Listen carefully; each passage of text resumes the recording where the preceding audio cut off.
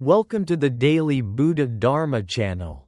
Here, we don't just share everyday stories from a philosophical perspective, we also bring you knowledge of spiritual studies, psychology, and methods of practice to liberate yourself from the bonds of afflictions. The issues that Buddhism raises, from the nature of the self to the path to liberation, are always relevant and closely tied to our current lives. Let's get into today's topic. First, the concept of manas consciousness. Manas consciousness is considered the seventh of the 8 consciousnesses. An important part of consciousness only, vijñanavada, thought. It's a subtle type of consciousness, difficult to perceive. Yet it plays a decisive role in the formation of perception and ego clinging in humans. It is the activity of this consciousness that contributes to the creation of ideas about personal ownership. And it exists deep within each person's mind. What's special about manas consciousness is that it's constantly active, even when we aren't clearly aware of it or conscious of its presence. It always clings tightly to the idea of self, or the ego, and from that, gives rise to all thoughts and feelings related to the self. In every action, word, or thought, manas consciousness hides behind the scenes, subtly motivating and directing. It's not just a part of consciousness but also the source of delusions that lead to clinging, discrimination, and suffering. One of the key characteristics of manas consciousness is that it always clings to the ego as if it were a real, permanent, and unchanging entity. This ego clinging isn't the result of simple awareness but a deep and complex operation of the human mind.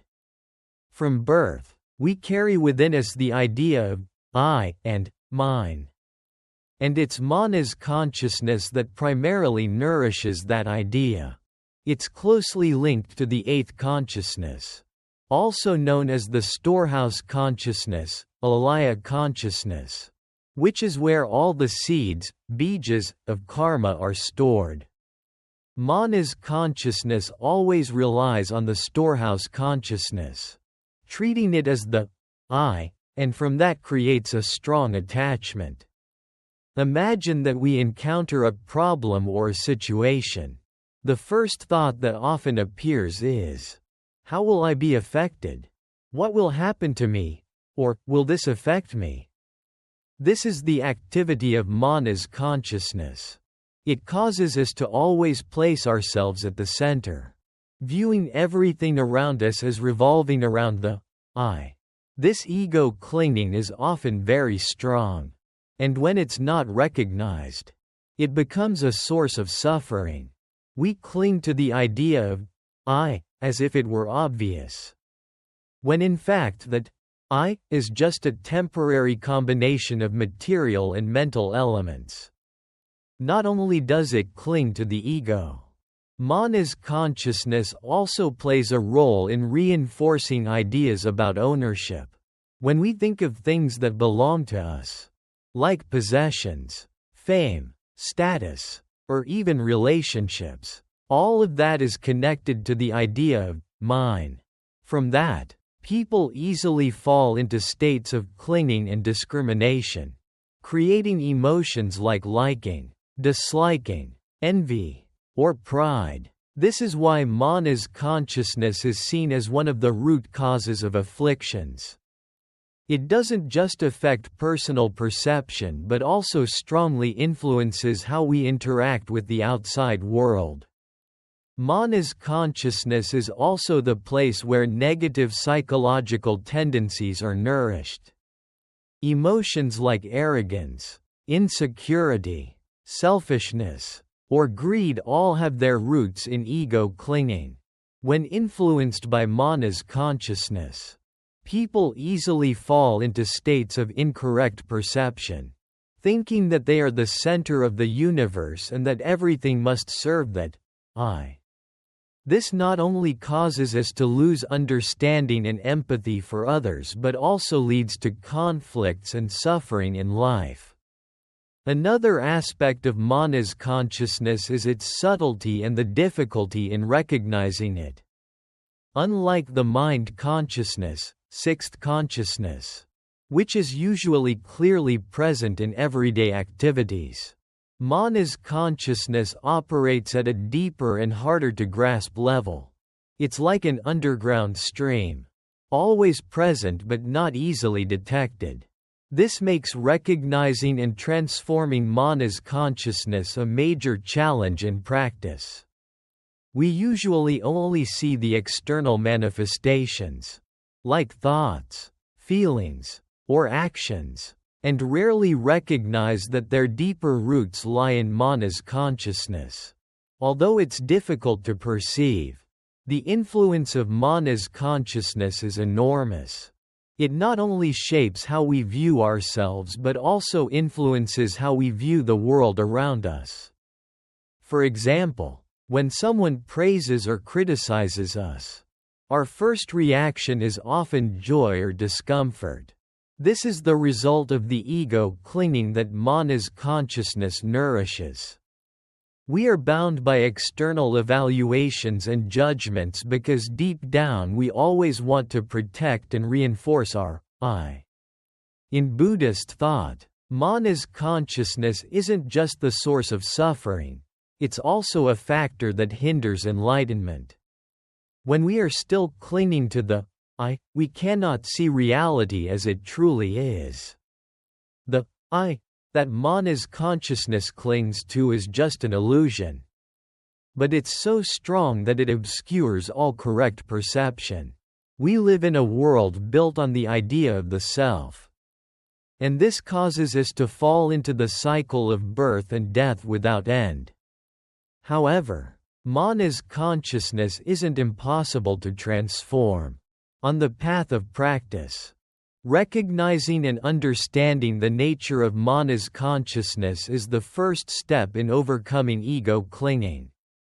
When we practice deep contemplation, realizing that the I is just a concept with no independent existence, we can gradually let go of attachment. This not only brings personal liberation but also helps us expand compassion and live in harmony with all people and all things.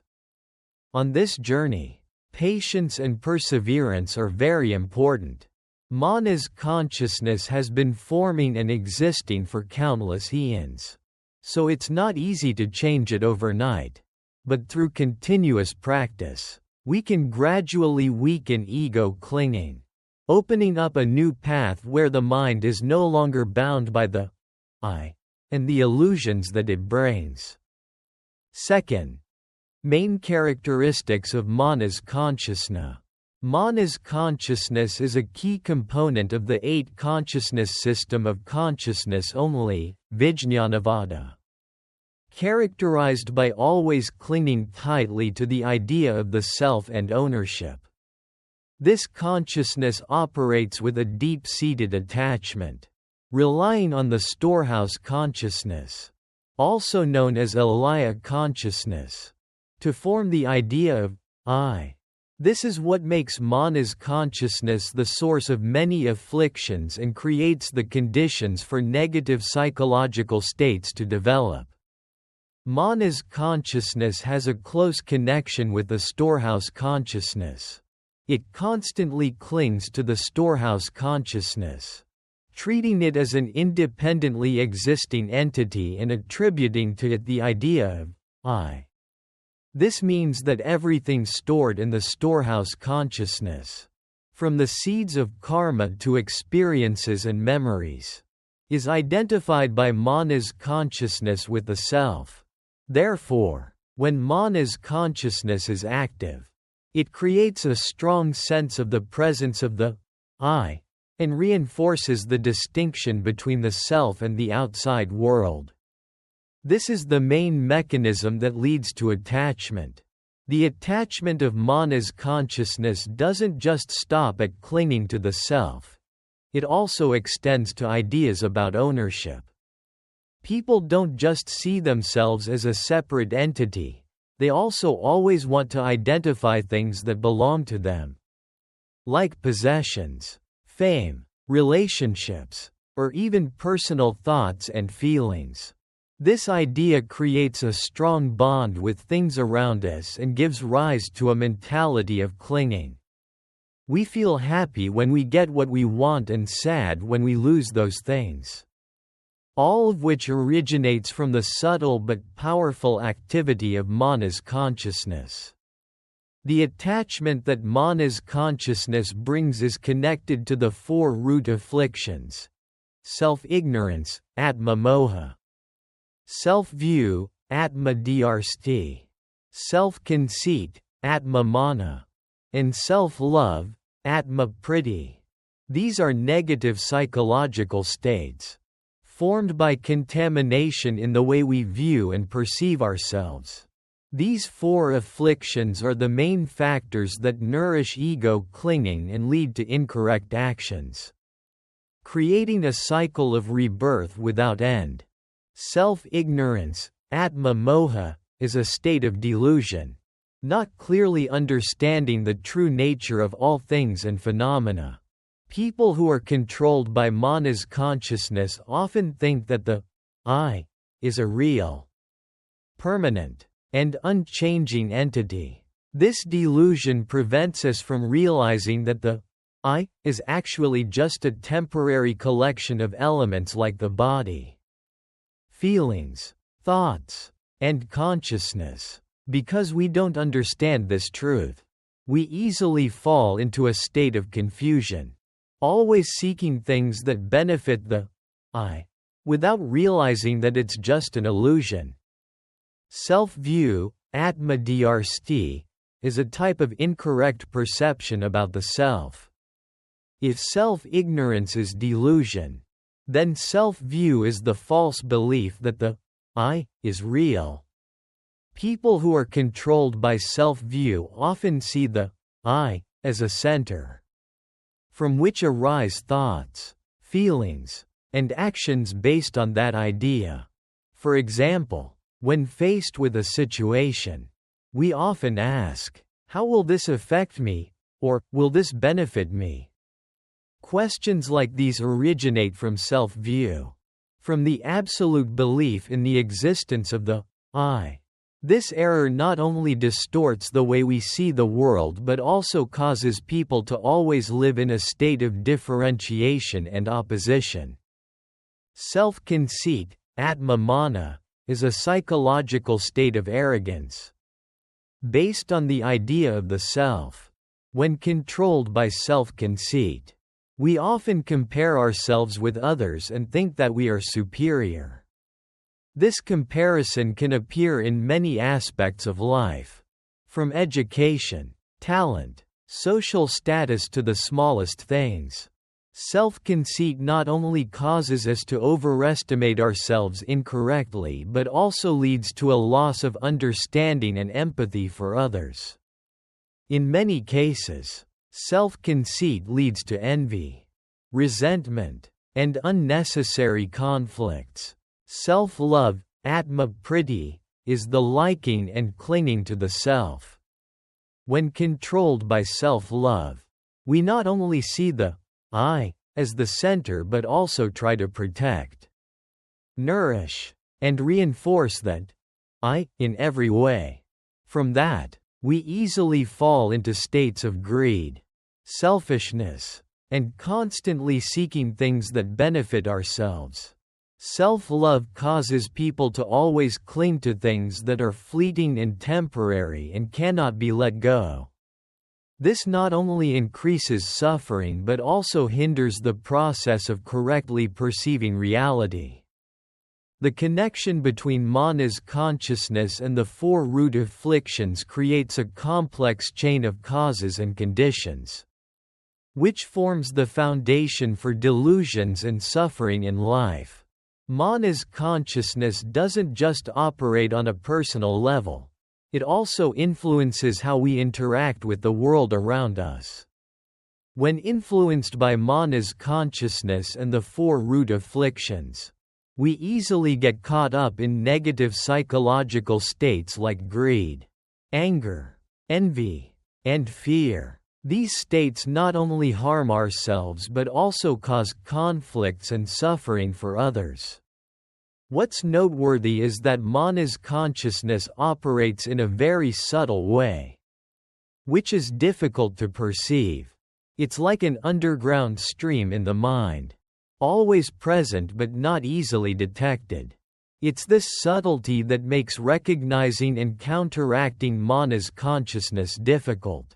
We often only notice the external manifestations, like thoughts, feelings, or actions, and rarely recognize that their deeper roots lie in manas consciousness. Therefore, in order to clearly understand and transform manas consciousness, a process of deep and persistent contemplation is needed. The subtlety of manas consciousness is also the reason why it can exist and operate persistently through many lifetimes. From birth, we have carried within us tendencies and habits nourished by manas consciousness. These tendencies not only affect how we view ourselves but also shape how we view the world. For example, someone with a selfish, greedy, or arrogant personality often doesn't realize that these traits originate from the ego clinging that manas consciousness maintains. They only see the external manifestations and think that it's their natural and unchangeable personality. However, manas consciousness isn't a fixed or immutable entity. It's just a part of the structure of the mind and is subject to the influence of causal factors. Therefore, if we know how to recognize and counteract it, we can weaken the influence of manas consciousness and the four root afflictions. This not only helps reduce suffering but also opens the path to liberation and enlightenment. Third, connection with other consciousnesses. Manas consciousness, with its characteristic nature of ego clinging, doesn't operate independently, rather, it always has a close connection with other consciousnesses in the eight consciousness system, especially the alaya consciousness and the mind consciousness, sixth consciousness. It's this connection that has created profound influences on how the human mind operates, while also forming the foundation for the formation of afflictions and suffering. Manas consciousness has a very close connection with the alaya consciousness. In the eight consciousness system, the alaya is seen as a storehouse containing all the karmic seeds, bijas, from countless eons, including both wholesome and unwholesome karmas. It's the place where all experiences, memories, and even potentials in the mind are stored. Manas consciousness, with its nature of ego clinging, always relies on the alaya consciousness as an object to cling to. It treats the alaya as the self, that is, the I, a permanent and independent entity. This means that everything stored in the alaya consciousness, from psychological tendencies and habits to deep memories, is identified by manas consciousness with the self. It's this connection that has led to a strong attachment to what belongs to the alaya consciousness. For example, when a person undergoes a joyful or painful experience, manas consciousness not only records it but also sees it as my experience. It causes people to become deeply attached to memories, emotions, and even bad habits. Anything related to the alaya is treated by manas consciousness as part of the self. And from that arises clinging. This clinging isn't just limited to psychological aspects, it also extends to material objects, such as possessions, relationships, or fame. by clinging tightly to the alaya consciousness. Manas consciousness creates a cycle of constant searching that makes people always feel incomplete and have to seek satisfaction from outside. Not only does it cling to the alaya consciousness, manas consciousness also has a deep connection with the mind consciousness, sixth consciousness. The mind consciousness is the part of the mind that has the function of thinking, differentiating, and making decisions based on the information it receives from the five senses and from the alaya consciousness itself. Manas consciousness, with its nature of ego clinging, directly influences the mind consciousness by transmitting incorrect ideas about the self.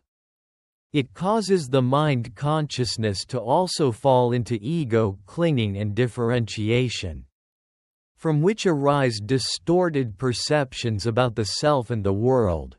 When a person is thinking or making a decision, the mind consciousness is often strongly controlled by manas consciousness. For example, when faced with praise or criticism, the first reaction often comes from the mind consciousness. However, hidden beneath those reactions is the activity of manas consciousness. It motivates the mind consciousness to react in a way that protects the I, such as feeling happy when praised or hurt when criticized. This shows that the mind consciousness isn't completely independent, rather, it's always influenced by the ideas about the self that manas consciousness maintains. The connection between manas consciousness and mind consciousness is also the reason for differentiation in perception. When controlled by manas consciousness, the mind consciousness often divides everything into two extremes: I and not I. This differentiation gives rise to conflicting emotions, such as liking and disliking, pride and envy. We often feel comfortable with things that are considered to belong to me, and uncomfortable with things that don't fit the I. This is the root of many afflictions in everyday life, from minor conflicts to larger ones. Manas consciousness doesn't just influence the mind consciousness on a personal level. It also affects how we interact with the world around us. When the mind consciousness is controlled by manas consciousness, people often tend to view everything through the lens of the self. We not only evaluate ourselves but also evaluate others based on subjective and biased standards. This makes people easily fall into states of comparison, envy, and even hostility. Conflicts in social relationships largely originate from the interaction between manas consciousness and mind consciousness. A special point about the connection between manas consciousness and other consciousnesses is their continuity and simultaneity. Although manas consciousness operates at a more subtle level than mind consciousness, these two consciousnesses are always interacting and influencing each other. When a person has a thought or feeling, the mind consciousness is usually the first to express it outwardly.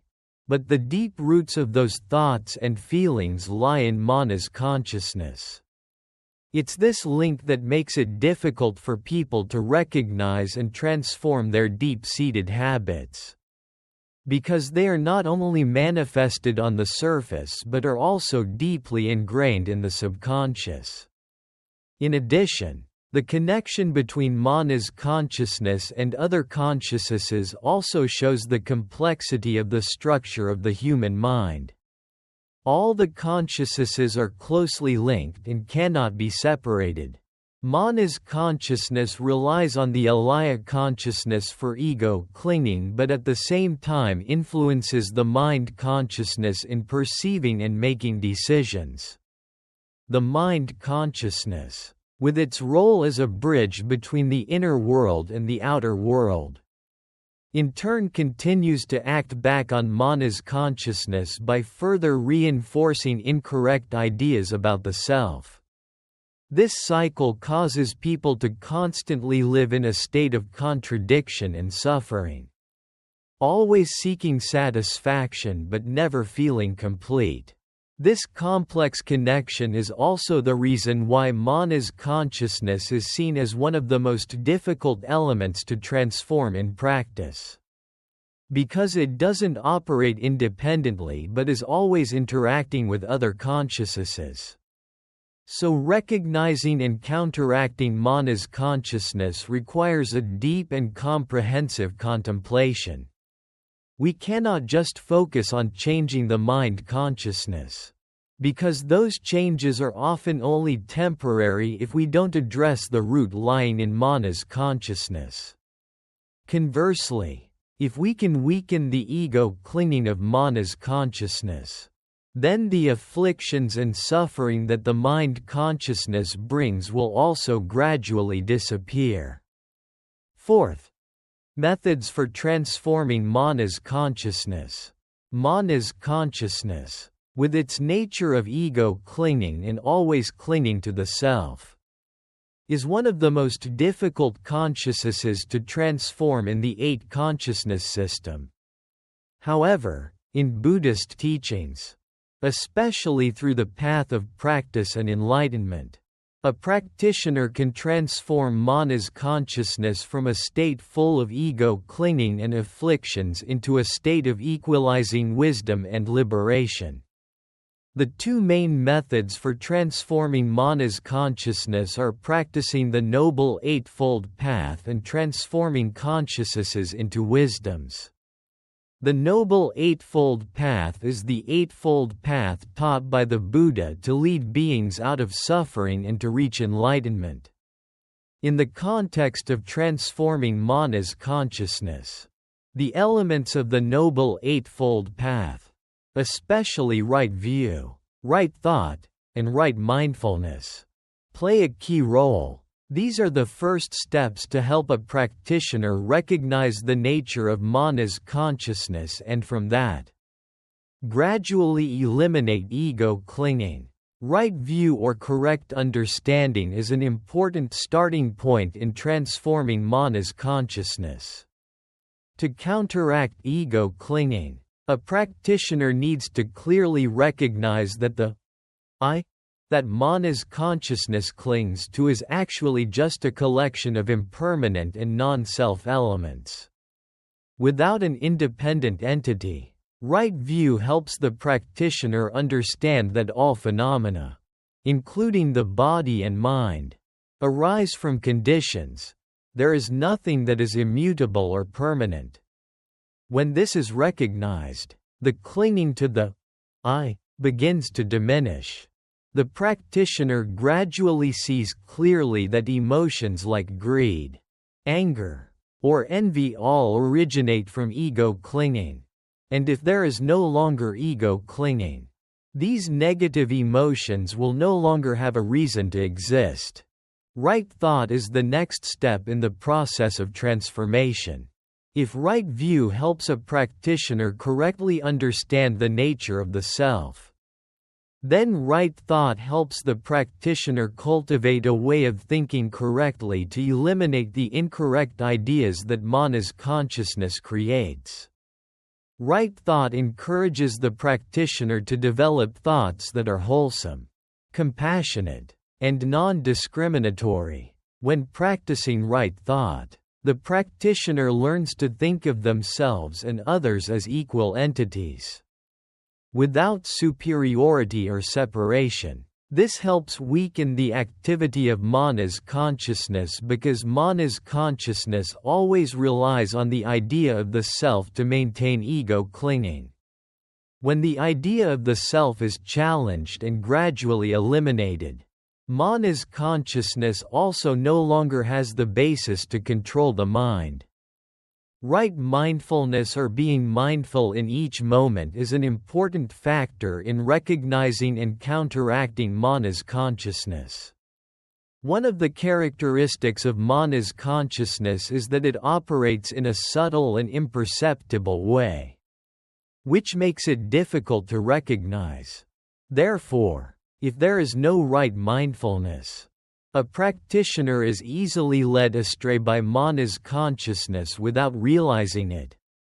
Right mindfulness helps the practitioner clearly observe all the activities of the mind, from thoughts and feelings to specific actions.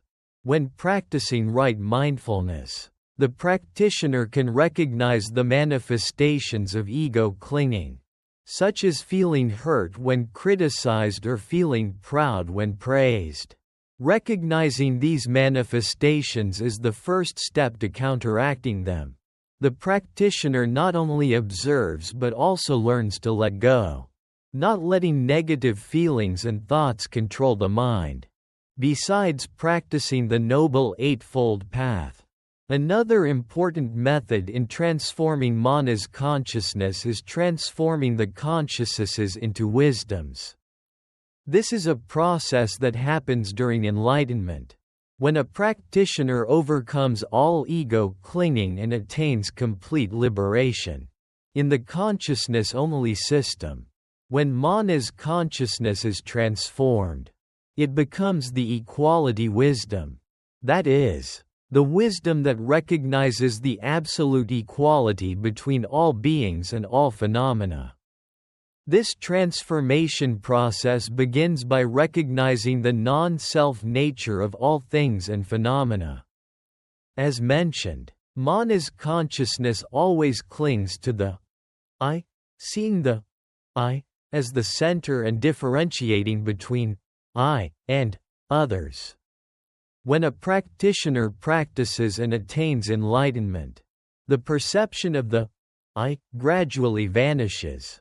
The practitioner no longer sees themselves as a separate entity but instead recognizes that all beings have the same nature and are in a deep interrelationship. This wisdom is called equality wisdom because it no longer differentiates between the I and the not I, between self and others, between high and low, between better and worse. All differentiations are eliminated, and instead, there is a feeling of harmony and absolute equality. Equality wisdom is not just recognition, it is also a state of mind that is completely pure and liberated. When this state is achieved, the practitioner is no longer controlled by negative emotions like greed, anger, envy, or fear. Instead, the mind becomes peaceful, full of compassion and wisdom. The practitioner not only sees all beings as equal but is also willing to help them on the path to liberation because the practitioner understands that their own liberation cannot be separated from the liberation of others. The process of transforming Manas consciousness into equality wisdom isn't easy. It requires persistence, courage, and deep contemplation. However, it's important to recognize that this transformation isn't something far off or unattainable. Anyone can start with small steps, such as practicing mindfulness, cultivating right thought, or learning to let go of incorrect ideas about the self.